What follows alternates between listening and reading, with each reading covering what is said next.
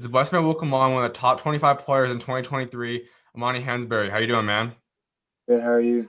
Pretty good. So let's just get right into this. You had a big summer. People are starting to take notice of you, and you've landed now a lot of big offers. What does it just feel like to be in the position you're at right now? I feel very blessed. To receive all these good offers. If I can just feel the hard work paying off, all the commitment, all the blood, sweat, and tears I put into the game, I can just feel it coming back to me with the offers and all the recruitment I've been getting. Now, this wasn't quite the year everyone wanted to have, but you got the opportunity to play in some showcase stuff, playing in a couple different tournaments, and that's where you kind of blew up. I know originally you were planning to play up a year. You decided to come down and play 15s. What went in that decision, though? I feel like it was the best decision for me to improve my skills on passing and all that.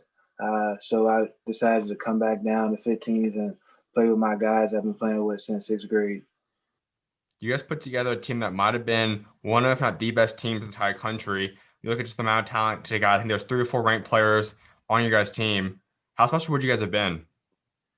I feel like if we had the summer that everybody wanted, we definitely would be the top team in the country by far. I feel like as far as holding each other accountable, as far as uh, talking to each other on and off the court, I think we were the best team at doing that throughout the country. When you're compiling a roster that features so many guys that are elite, a lot of you guys are guys that lead your guys' own teams at high school. Each of you guys kind of accepting different roles. How'd that work out?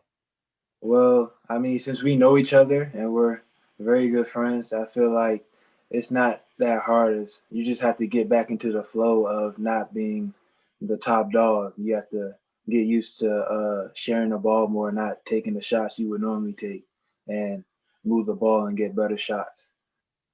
With that, a lot of you guys already have a lot of offers, and some of you guys share certain different offers. Some of them are different. But going forward, when this recruiting process gets heavy, would teaming up with some of your guys on the team be something you might consider? Yeah, most def. I love all those guys on the team, so I would definitely consider going to a college and taking the next step with them. That's awesome. Let's get into some of those programs for you. You've landed schools like DePaul, Virginia Tech, Rhode Island, LSU, A&M, Howard. The list kind of goes on. Who are you hearing and showing you the most interest at this point? I Tennessee. I Mhm. like their school and they're showing the most interest so far. And I haven't gotten to really look at the other schools, but the schools I know about, the schools I looked at, like Pitt or Howard, because my mom went to Howard. I like those schools. I like the education they provide and the training staff. And I haven't gotten to know the coaching staff, but that's just the next step. You mentioned an interesting point about Howard, and I want to touch up on the HBCU stuff for a little bit. We know the whole momentum right now. Maker's the first big time five-star guy to go there. You see this momentum between what's going on in the world, McCur going out there. Does that make Howard or an HBCU school more of an option than it was maybe a year ago? Well, in my opinion, no, because when I want to go to school, I'm looking for a place to call home, a place where I can get better, work hard with, or get into like a family vibe like I have with Durant. I feel like if I find a home, then it'll help me progress my game and my education more and more. Absolutely. Now we see what they do. McCurr is a little bit different kind of player than you, but he still is a big prospect, a five-star, a guy that still runs a big position. If they're able to develop him, get him to the NBA in 1 year or 2 years, would that make them more appealing? Yes, definitely. I feel like since if they can make him get to the NBA in a year or two, then everybody's going to think, oh, wow, they have good training staff, a good coaching staff, good trainers over there, and it'll draw more attention to that school in general. With McCurr being the first one to do that, not a lot of guys followed him yet. Now we're going to see what 2021 does in other classes. But do you think if he's successful, is that something that's going to make HBCUs a lot more popular and more people want to go there? Definitely. I feel like if he's successful, everybody's gonna be like, "Oh, I don't have to go to a blue blood to make it to the NBA, or I don't have to go to a big name college to make it to the NBA. I could go anywhere, and I could just work hard and make it there too." The other side of the HBCU school is just what you're able to experience on campus as an educational basis. What would it be like being in that environment? I feel like it's a whole different vibe from going to like a school like a blue blood where it's more neutral. I feel like going to HBCU where with like the with African American people, it would build your understanding on how they think or like how they can connect. Absolutely, man. Well, let's get into a couple other schools you mentioned. Tennessee says recruiting the hardest at this point, and they have a lot of guys that are power forward, stretch center kind of guy. Most recently, Grant Williams is a big success for them. What do you like about Tennessee and their program? I like their playing style. I feel like their playing style kind of matches mine. I like how hard they work, the work ethic. I feel like you can find that at any college though. But I also look into like their school and like the facilities. I like how good the facility was. I like how it was like up to date, so I wouldn't have to worry about missing out on like the newest stuff. And referring to like recovery, I feel like the education is great as well. So that's another big thing for me when picking home. Uh, so yeah, that's it. When you look down the list of guys that Coach Barnes has developed, whether it be at his time in Texas, what he's done now out there in Tennessee, it's a long list of guys. Kevin Durant, LaMarcus Aldridge is another guy. When you just see his track record, does that make a coach more appealing, seeing the history that he's done and what he's accomplished throughout his career? Yeah, it does. It can because it proves that he knows what he's doing and he can improve your game and give you more basketball IQ to help you get to the next level. Kind of build me your dream coach. When you look at that, some guys like a younger coach that you can kind of relate to more, some like the more established older coaches. What do you want to coach? Both that style, the play style. What do you want to coach? I want a coach that could be my friend at times, but Mhm. not my friend. You know what I'm saying. So it's like a coach that will always be there, like a role model who will always push me, and it's not a yes man. I want someone who will tell me when I'm doing something wrong or if I'm doing something wrong and how I should do it and get better at it. Tennessee's not too far away from home, but it's also not anywhere really not close to your house or home. Is that an importance to you, staying close to home? No, I want to get out and see the world. So staying close to home, I'm not learning nothing. I won't get any new experiences. The same thing every day. So I feel like if I get out there more, like go to Tennessee or Pitt or wherever, it'll help me be more of an independent type of guy. Would you rather prefer leaving somewhere, so maybe getting away from this place like Maryland, the DMV area? Would you rather go out of the state somewhere? I'd rather go out of the state than stay in state. I feel like that just goes with the experience of college. Hmm. You also mentioned Pitt, and that's a great program. Coach Capel's an incredible coach. What do I call Coach Capel and the coaching staff? Uh, I like their coaching, the way they coach their players too. How they're not just focused on putting the ball in the hoop, focused on defense, the little stuff that matters. I feel like that'll put a or give a player a head start in the right way. Now, when you talk about Pitt, that's a lot different environment than where you're from. How would you adjust to that kind of going up there in the Midwest area? It would be hard for me because I heard it was like in the middle of nowhere where I like the city or like the suburbs. So it'd be hard to adjust. Like it would be hard to adjust the environment of not having like a McDonald's right around the corner or like a store I could go to. So yeah, that'll be challenging. You don't have any schools yet that's on the West Coast, California, Arizona, those type of schools yet. Is it something else you might be interested in going all the way out to the West Coast?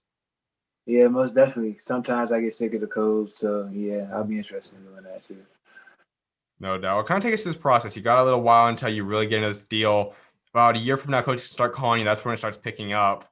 How do you plan to start looking at this? What do you want to college that's going to help you start narrowing down your options and ultimately choose the school you're going to go to someday?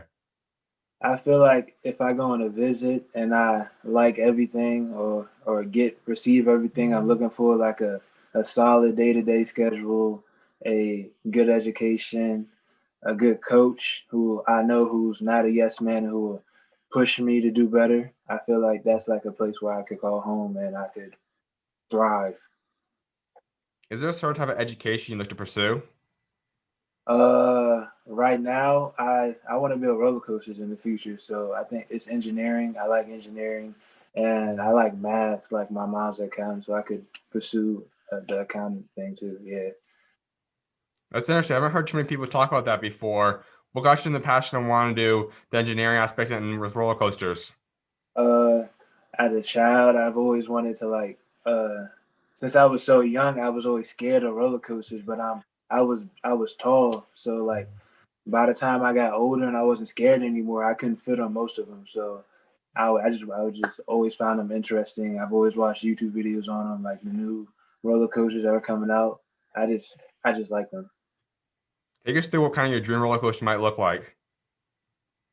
Definitely tall, a big drop at the beginning, but I need some loops in there and like get the my heart beating. Absolutely, man. Now let's talk about this upcoming high school season. It's gonna be a huge year for you, your sophomore season. First year's in the books, but let's go back to last year, 24-4 record, lost in second round. Take us through the season. What was that like? It was a learning experience for me. I had to adjust to waking up early in the morning, catching the bus, going all the way to St. John's, and then after school, I had a lot of homework, so it was hard to go after school to lift, to practice, and to get shots up after practice, and going being home at like 8 to finish all my homework. So I had to work on my time management, and on the court, it wasn't as hard as adjusting because I feel like I was properly prepared before attending St. John's for the basketball side. So it was easy adjusting to like the defense, the offense, moving without the ball, talking on defense, talking on offense, and speaking my opinion to the coaches. That's what people don't realize. A lot of guys put a lot of work in, but to become the player you have, it takes a lot more work than a typical person does. And you chose a school like St. John's, which is not a low school. I mean, that's a big time school. They have big time opponents all year long. Why did you choose St. John's and decide to take the longer route? Uh, I found in St. John's an education that will uh, prepare me for college when it comes like prep me for college when it's writing essays or just doing math. And I also found on the basketball side that I found coaches that'll help me through whatever I'm going through, a role model. I found coaches who will stay and rebound for me after practice. I just found coaches that care for me, and I feel like that's a place where I could call home. You guys played a lot of big time teams last year, and you being a freshman, I know it takes some time to get adjusted to it and acclimated to the high school level. When was some of your first memories realizing this is high school ball and some of your tough times going forward and kind of the beginning of the season? So it was probably one of the hardest games of the season. It was a little bit deeper into the season when we played the Matha at home. Mhm.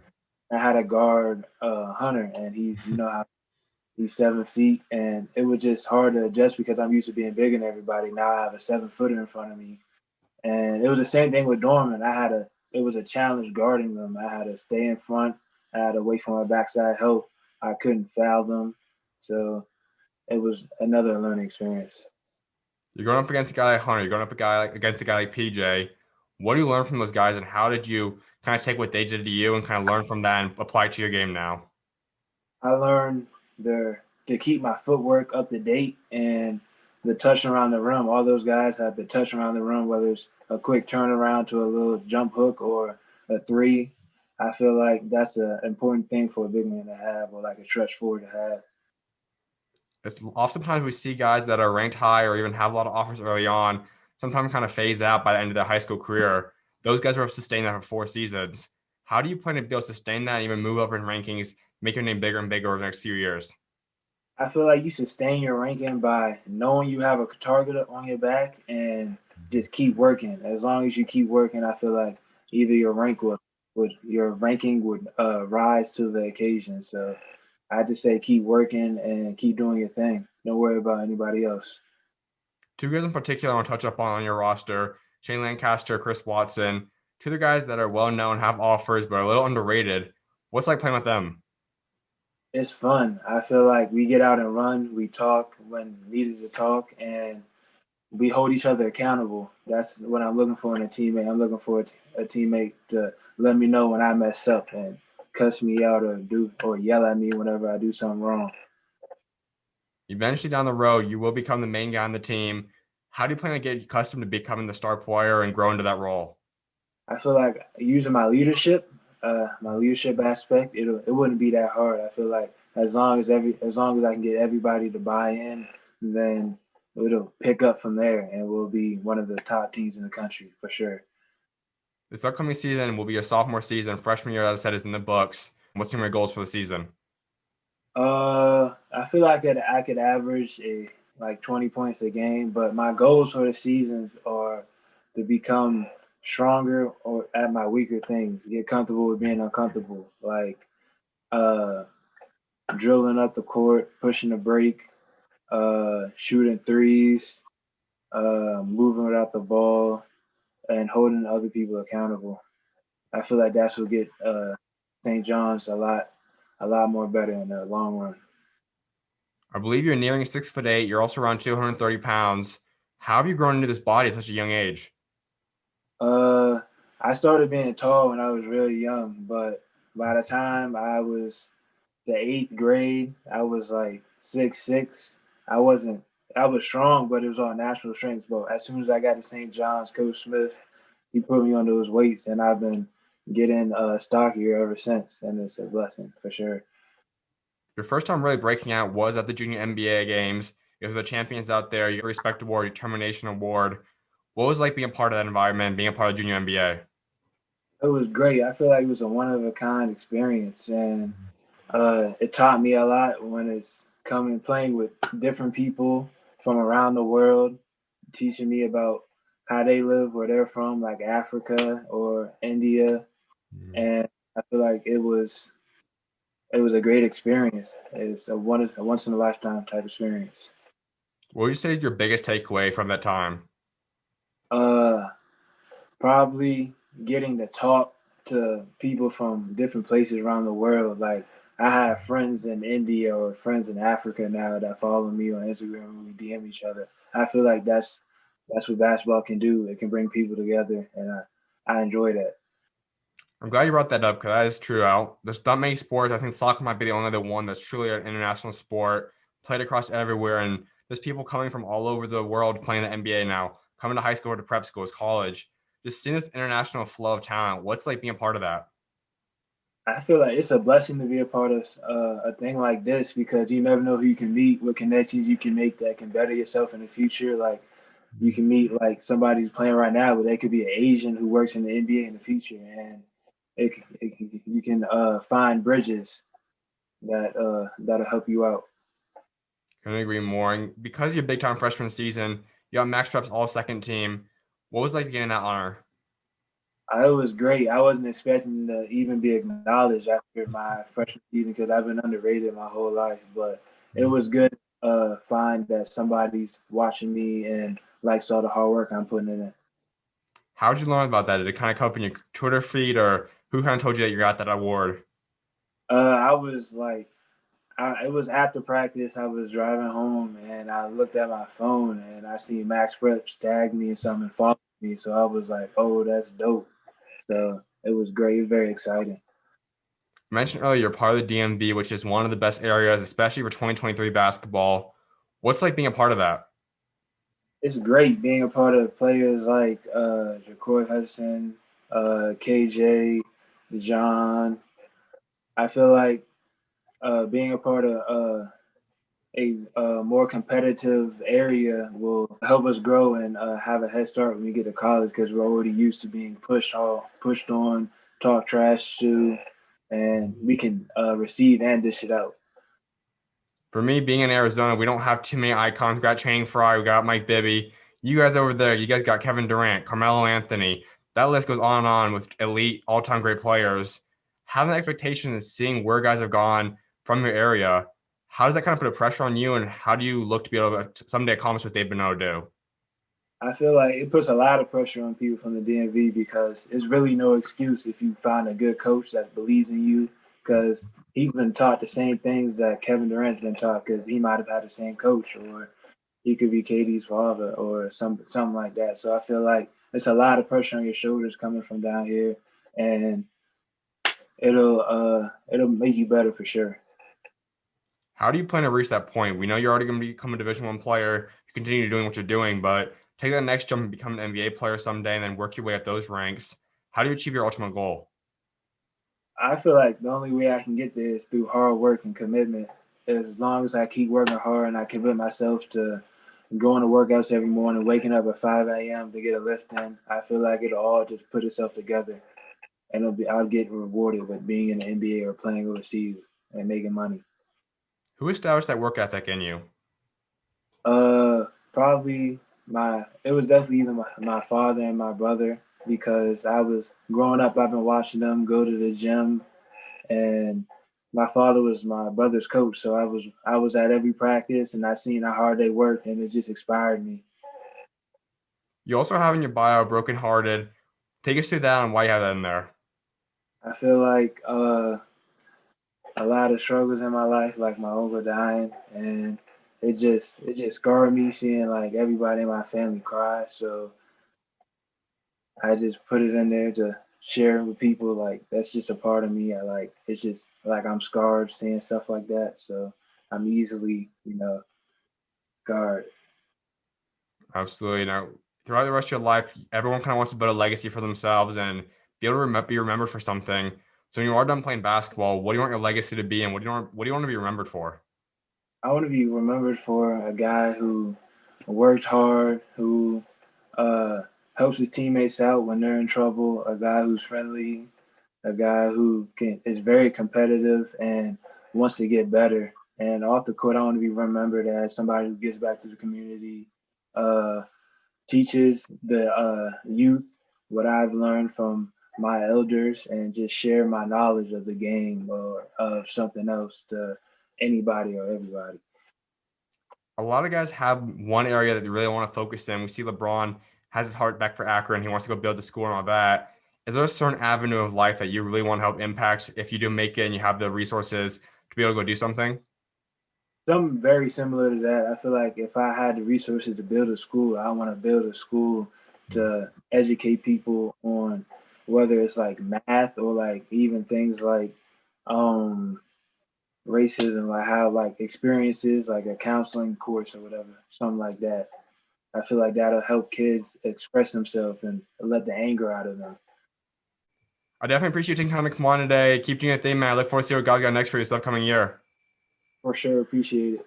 Of course, you're always welcome on, man. God bless.